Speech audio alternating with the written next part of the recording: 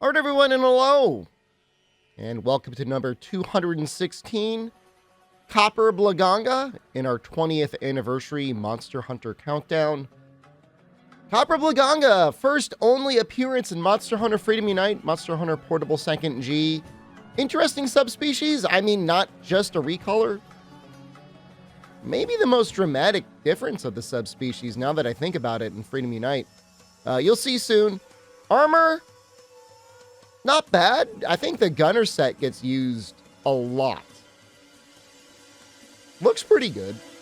His weapons are close to, if not the actual best in the game. I'm not going to be using them, though. If you want to break Copper Blagonga's fangs, you need ice damage. So we're going to be using the Ucanlos Destructor. Gives attack, razor sharp, faint resistance, and cold res increase. You can pretty easily deco in handicraft, which is really, really helpful with the Ucanlos Greatsword. Hit zones overall, pretty normal, except for the hind legs are made of like diamond. I don't know what they were doing there, man. This is a very low hit zone. Head is fine, tail is fine if you could hit it.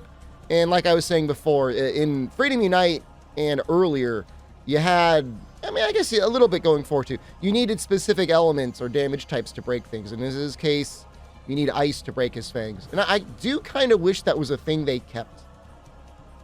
I felt like Rise and Sunbreak were a constant race to like just make element more damage. And I think it should be like at least as good damage, but I think where element would be best is in a situation where it does something special to the monster. I'm going to be honest, though, it's been a very long time since I fought Copper Blagonga, and coming in with relatively fresh eyes, he is easy. Really, really easy. In fact, I would say, normally you would think a subspecies is harder than its main variant. No way, man. Normal Blagonga is way harder. Reasons why? Well, Blagonga gets his little Blongos, which, they aren't necessarily scary on their own, but if they flinch you with a snowball or something, that can suck. So they're a distraction. The ice ability, like if you get stuck in a snowball, is way worse than stun, and I'll show off stun relatively soon. The move pattern on Blagonga is like a little bit more chaotic. Like he feels like a bit faster.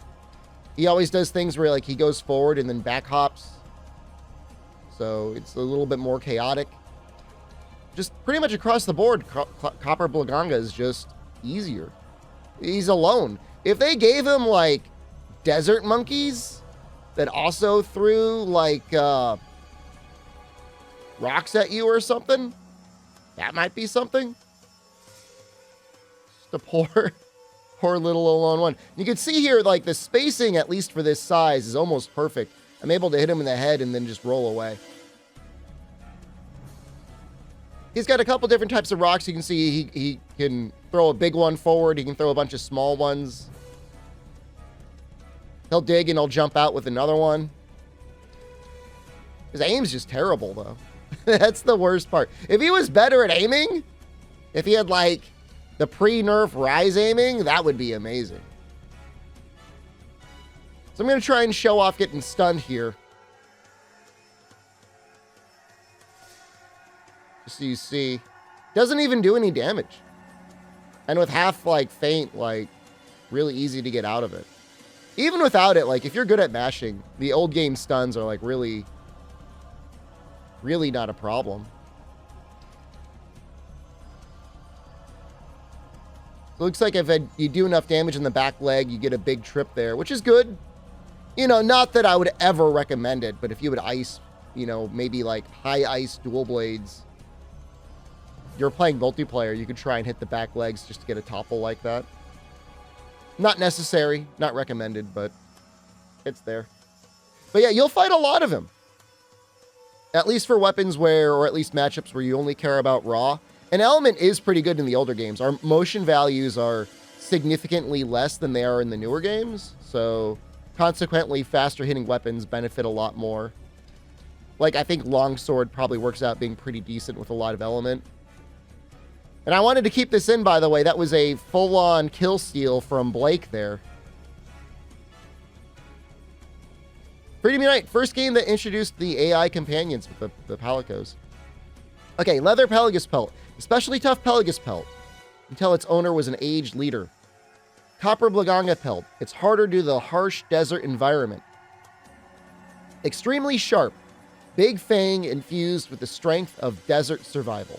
And there is one of the best ending screens I think I've ever seen. Okay, that's Copper Blagonga. Pretty good, but suffering from the one game throwaway subspecies. Not that he's throwaway in Freedom Unite. Like I said, his weapons are great and armor is great on Gunner. Up next, Ash Ketchawacha. Yet another one game subspecies tucked away in a corner. What can you do? Thank you for watching. I love you. Goodbye.